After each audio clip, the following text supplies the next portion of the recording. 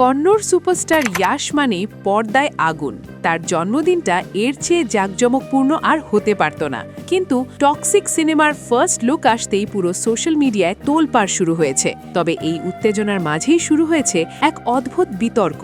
নেটিজেনরা বলছেন ইয়াশের এই rough and tough লুকের সাথে আমাদের সিয়াম আহমেদের এক অদ্ভুত মিল পাওয়া যাচ্ছে। কিন্তু কোথায় সেই মিল? রাফির তাণ্ডব বনাম ইয়াশের টক্সিক। আজকের ভিডিওতে আমরা সেটাই ব্যবচ্ছেদ করব। মাত্র এক ঝলক, তাতেই কুপোকাত সিনেমা প্রেমীরা। ইয়াশের টক্সিক টিজারে যা দেখা গেছে তাকে এক কথায় বলা যায় র ভায়োলেন্স। সেই ডার্ক এনার্জি, ড্যাশিং চোখের ভাষা আর শরীরী উপস্থিতি সব মিলিয়ে ইয়াশ যেন বুঝিয়ে দিলেন কেন তাকে রকিং স্টার বলা হয়। সমালোচকরা বলছেন এটা কেবল একটি সিনেমার ফার্স্ট লুক নয়, বরং ইন্ডিয়ান সিনেমায় এক নতুন স্টেটমেন্ট। কিন্তু এই টিজারটি রিলিজ হওয়ার পর থেকেই বাংলাদেশের দর্শকদের মনে পড়ছে অন্য একটি দৃশ্যের কথা। আপনাদের মনে আছে গত ঈদে মুক্তি পাওয়া রায়হান রাফির তাণ্ডব সিনেমার কথা? সেই সিনেমায় সিয়াম আহমেদের ক্যামিও চরিত্রটি যারা দেখেছেন তাদের মাথায় নিশ্চয়ই একটা দৃশ্য গেঁথে আছে। সিয়ামের সেই সুঠাম দেহ আর এক্সারসাইজ সিনের যে আগ্রাসী ভঙ্গি, তার সাথে ইয়াশের টক্সিক টিজারের লুকের অদ্ভুত মিল খুঁজে পাচ্ছেন দর্শকরা। বিষয়টা কি? এত গামছো কেন? কি করতেছিল? এক্সারসাইজ।